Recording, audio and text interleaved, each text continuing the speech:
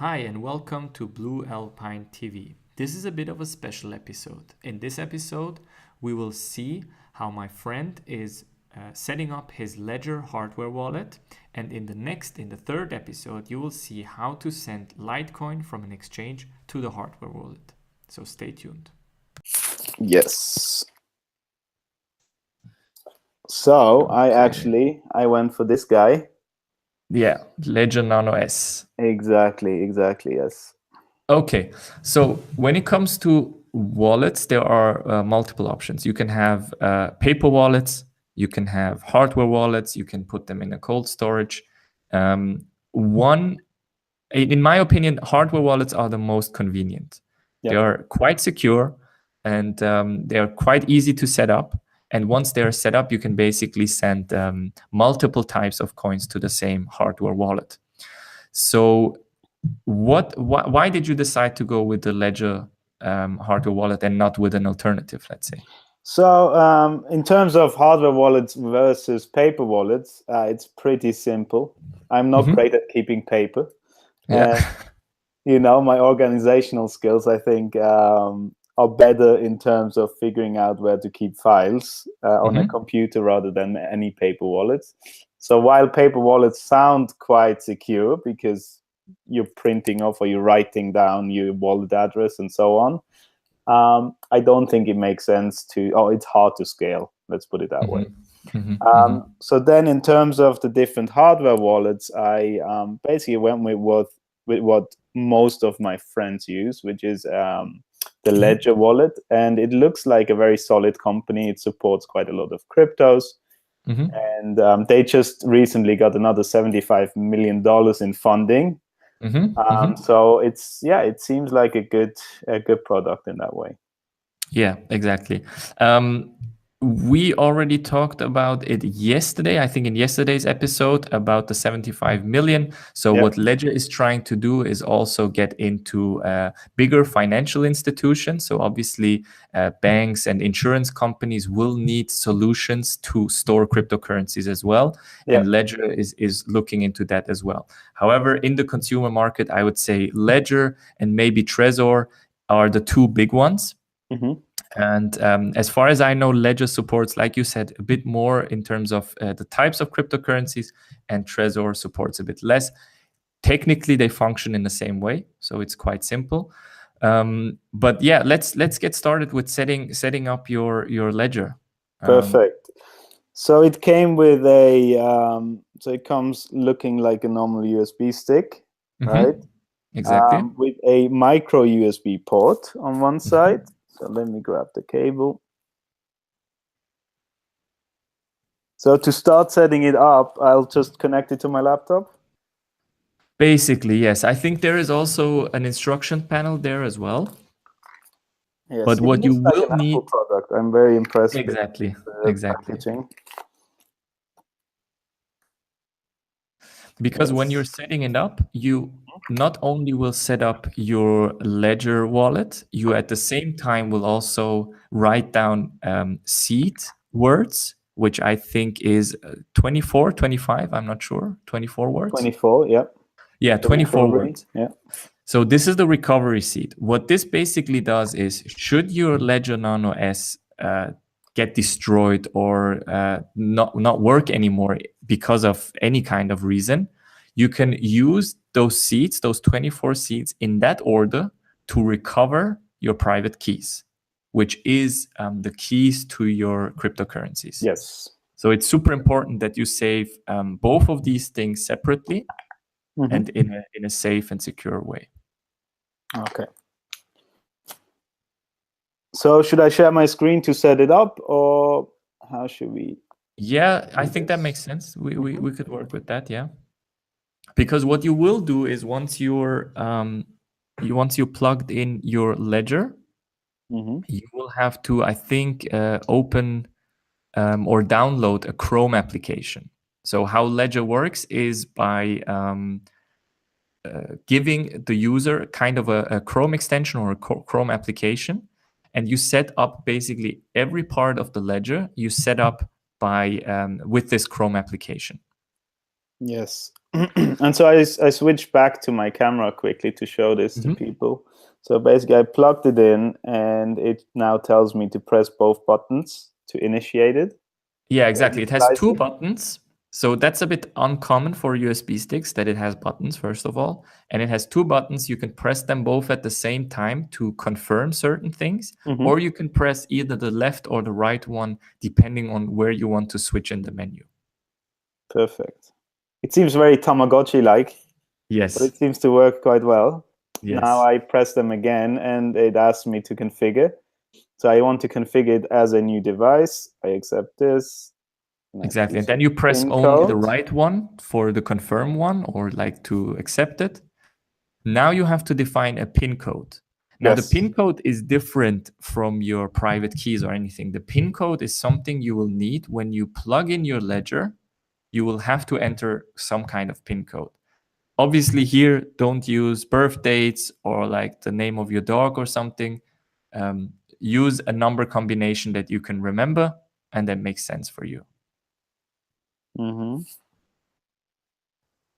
It is a bit, it needs a bit getting used to with switching the numbers, because you have to go up and down with those buttons. Exactly, yeah. But once you have the hang of it, it's quite easy.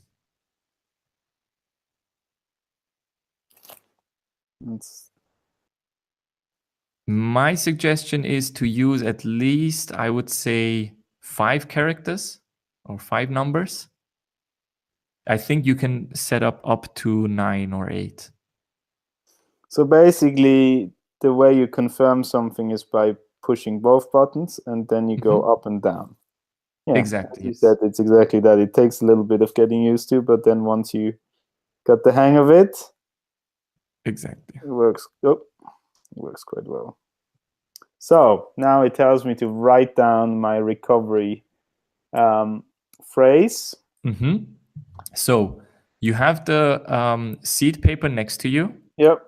Now what the ledger will do is show you those 24 words after each other, and you have to write down all of those words. Good. So it will start with one word. I'm saying something like tiger or apple, and then you have to write that down, and then you go to the next one, write that down. Okay. Good.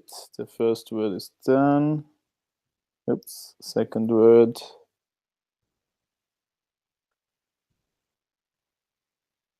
Now, this seems like a tedious task, but this is basically for your safety and for your security. You don't want to get, you don't want to lose those coins that you've bought with your hard-earned money. So the seed phrase is kind of like a backup, because technology can break, stuff can be lost or anything. But as long as you have the seed phrases, you're good.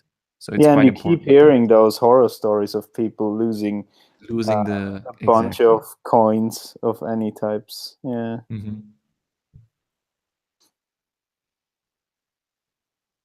So halfway through. Almost there.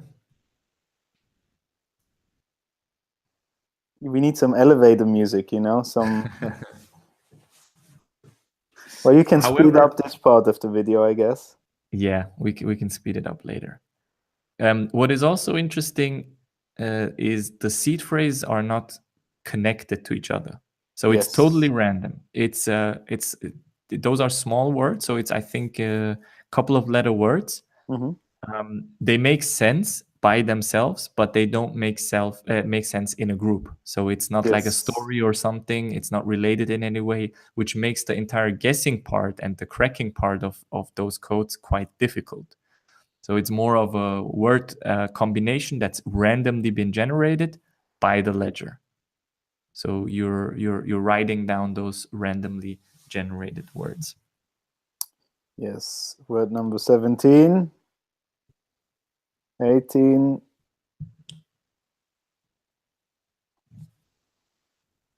What we also recommend is to store both things separate from each other. So the ledger in one place and the seed phrases in another.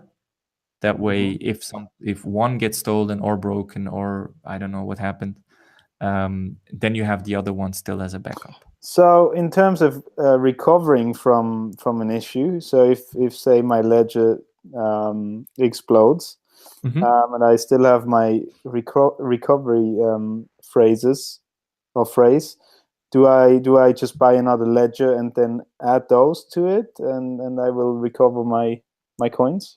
Is that how it works? That is one way how you can do it. Yes. Okay. Good. I'm done. So. Did you have to repeat them as well, or have to like confirm them or reconfirm them?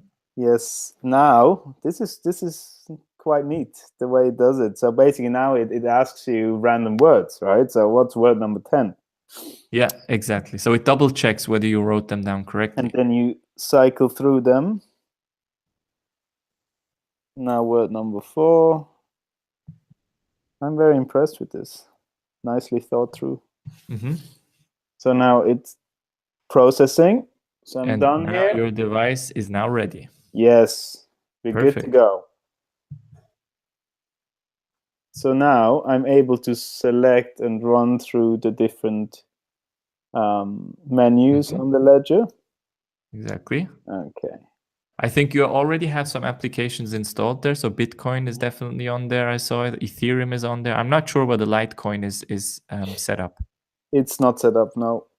Okay, perfect. Then we can set this up right now. So what you could do is just go on Google and then put Ledger Nano S and Litecoin. And then, yeah, share your screen, then we can see it. Okay. Share the screen. So, here I'm on Google. How to install and use Litecoin. Exactly.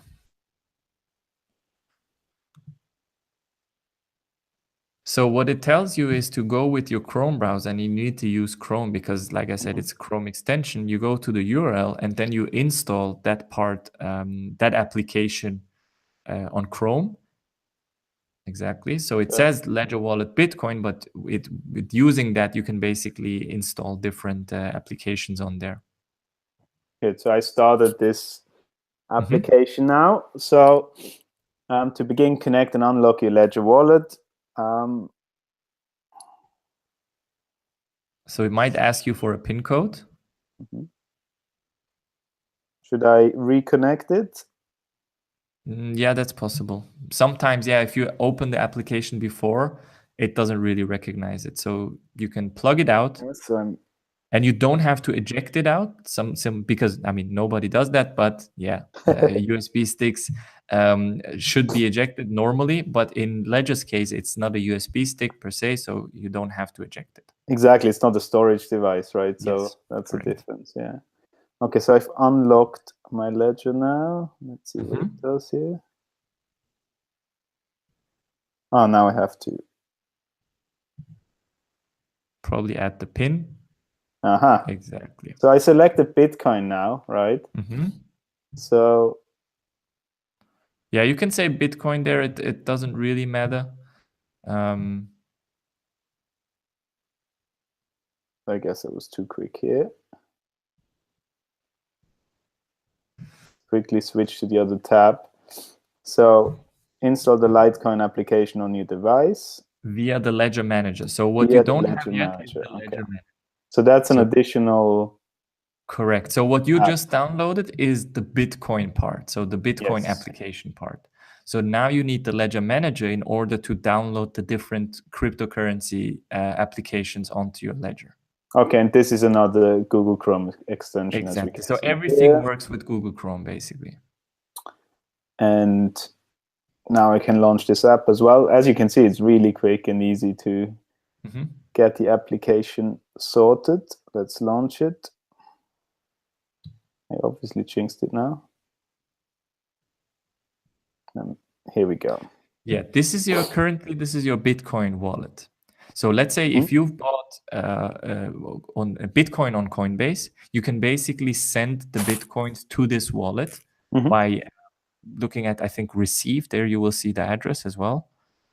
And then you will get the address. You can put it on Coinbase, and then you can send Bitcoin. However, in your case, we've bought Litecoin, so we need to install the Litecoin parts first. Okay, let me try and launch this again. Yes. Here we go. So it's like an app store. Yeah. And here what you see is all the different coins that get supported and all the applications that Ledger Nano S is supporting. Here you can download, for example, Litecoin, and just exactly, and then it installs the application on your device. So you have to continue the installation on your device. Yeah. So exactly. So I've now had to confirm the Litecoin app install on my Ledger. So this is a real hardware thingy with the interface. So it's quite interesting how it interacts with each other. So now I should be able to, here we go, Litecoin. So I switched to Litecoin on my Ledger. And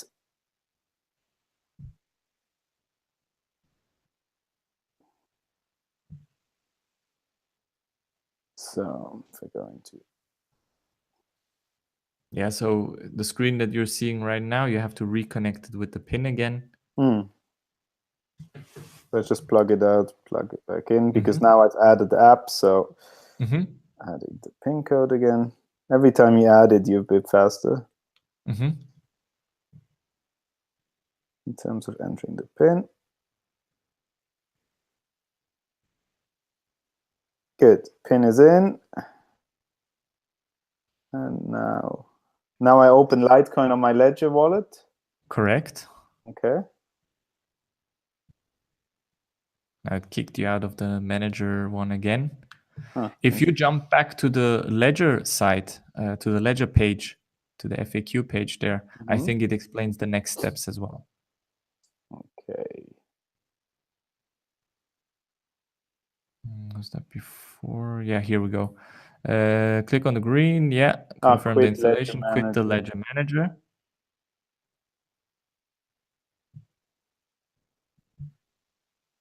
Okay. So I think if I now go down here, there's nothing there. Good. I think the Ledger Manager you quit already, right? Yes. Or do you have it in a different tab? No, I think it's... Okay. So when you go back to the FAQ page there, it tells you to open your Litecoin application on the device itself. That you did, right? Yeah. Disable the browser support setting of this Litecoin app.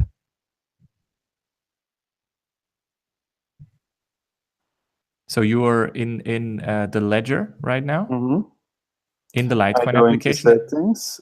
Exactly. Then you go down and you disable that part. Okay, it's disabled.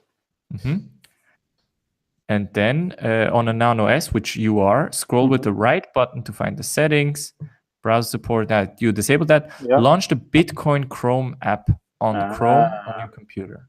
That's it. Yeah. Oops. Ledger, and then maybe Ledger Bitcoin. That could be. I think I should be able to. Yeah, it is an extension, so it's sometimes it's a bit difficult to find. Another alternative is also if you, I think, open either a new tab, an empty tab. Here we go. So the Ledger Wallet Bitcoin here. Yeah. And there you can. That was a roundabout way, but yeah. So now, what type of wallet do I have? What type of address do you have? Address, yes. What this currently asks you is when you do technology changes to the Bitcoin network, the code changes. So either you have a SegWit type or you have a legacy type of Bitcoin. Yeah. In your case, you can, I think, tap on I don't know, it won't matter. Okay. But basically, if the technology changes, then you might have to migrate your coins to a SegWit-enabled wallet. Is that correct? Yeah, the address especially changes as far as I know. So depending on the type of change, the address will be different as well. Okay. And that's it for the second episode. In the third episode, you will see how we will actually transfer the Litecoins from the exchange to the wallet. So stay tuned for the third episode.